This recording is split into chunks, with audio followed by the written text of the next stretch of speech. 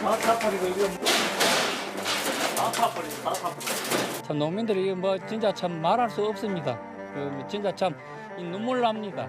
복숭아 나무도 꽃이 필 시기인데 말랐어요. 눈물도 안 나와요. 응, 눈물도 안 나와. 또 나만 그런 게 아니고 전체가 이러니까.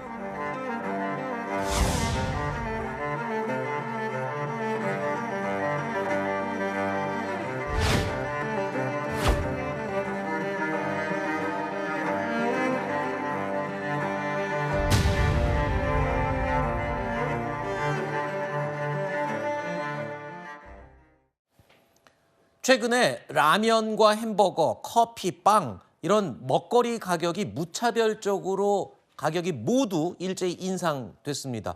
식품 기업들은 원자재가 인상 때문에 어쩔 수 없다라고 했지만 거의 뭐 무차별적으로 먹거리 가격이 확 올랐죠. 그런데 여기에다 설상가상으로 농산물 물가도 지금 비상이 걸렸습니다. 식탁 위에 자주 오르는 사과, 마늘 뭐 이런 것들. 왜냐하면요, 청송사과, 의성마늘 다 어딘지 대충 짐작이 가시죠. 이번에 최악의 산불 피해를 입은 지역입니다. 그러다 보니까 안 그래도 물가가 올랐는데 네. 이 서민들 또 중산층 이 식비 부담이 굉장히 무거워지겠군요. 설상가상입니다. 네, 그렇습니다. 말씀하신 대로 이제 경북 지역 같은 경우는 뭐 사과, 마늘 주산지이지 않습니까? 그렇죠. 사과 같은 경우는 이제 경북 지역에서 전국 공급되는 양의 한 60% 정도를 이 지역에서 공급을 하고 있고, 마늘 같은 경우는 40% 가까이를 특히 이제 의성 지역에서 이제 공급을 하고 있을 정도로 상당히 이제 의존도가 높은 지역인데, 이번에 산불로 인해서 과수원을 비롯해서 밭들이 많이 이제 피해를 입었습니다.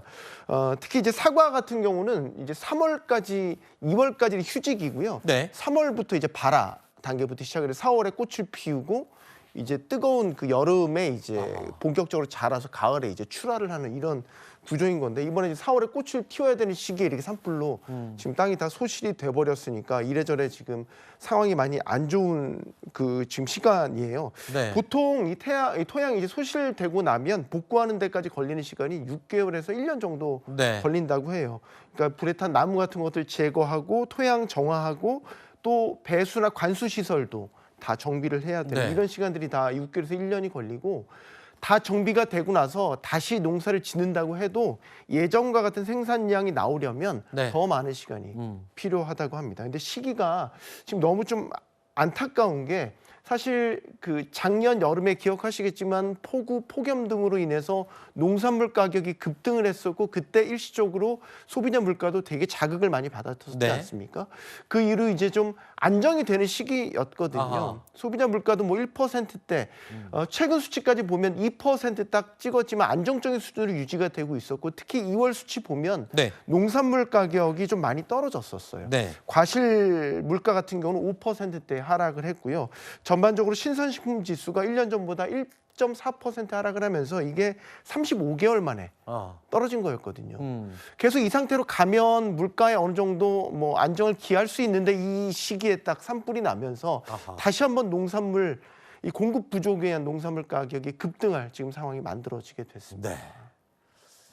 자, 그리고요, 이 새빨간 경고등은 장바구니 물가에만 켜진 게 아닙니다. 어제 코스피 지수 3% 폭락했고요. 2달 만에 2,500선을 내주기도 했습니다. 여기에다가 원달러 환율이요, 지난 2009년 금융위기 때보다도 네. 더 높은 수준까지 환율이 치솟았다고요? 맞습니다. 어떻게 된 겁니까? 환율이 종가 기준으로 네. 1,472.9원의 어제 종가였는데요. 어이구야. 이게 금융위기 이후 가장 높은 수준이었습니다. 오늘도요, 환율은 상승 출발을 했었습니다. 네. 그래서 1,474원 오전장에서 오늘도 원화 약세 압력이 상당히 강했는데, 뭐 아시겠지만 이제 윤석열 대통령에 대한 탄핵 선고 기일이 결정이 되면서 환율이 좀 하락 전환하는 모습을 보였고, 현재는 네. 1,469원대에서 거래가 되고 있습니다. 그러니까 지금의 환율 상황은 전 세계적인 달러 강세에 의해서 다 오르고 있는 게 아니라 네. 유독 달러에 대해서 원화의 약세가 좀 강한 측면이 분명히 있습니다. 지금 이제 관세 같은 경우는 이번에 상호 관세가 발표되는 게 임박했기 때문에 뭐 사실 관세 리스크는 정점을 향해서 가고 있다라고 그렇죠. 보여지는데 우리 같은 경우는 이제 같은 관세라고 하더라도 수출 의존도가 상대적으로 높은 나라이기 때문에 네. 조금 더 크게 충격을 받는 이런 영향을 받는 측면이 있는 거고요. 네. 여기에다 이제 탄핵 선고가 늦어지는 이런 국내 정치 상황의 혼란스러운 점 그리고 어제 같은 경우는 이제 주식시장의 공매도가 재개가 되지 그랬죠. 않습니까? 네. 여기에 따른 불확실성 이런 것들이 이제 겹치면서 아하. 원화 약세가 상당히 이제 압력을 받는 그런 흐름이었습니다. 네.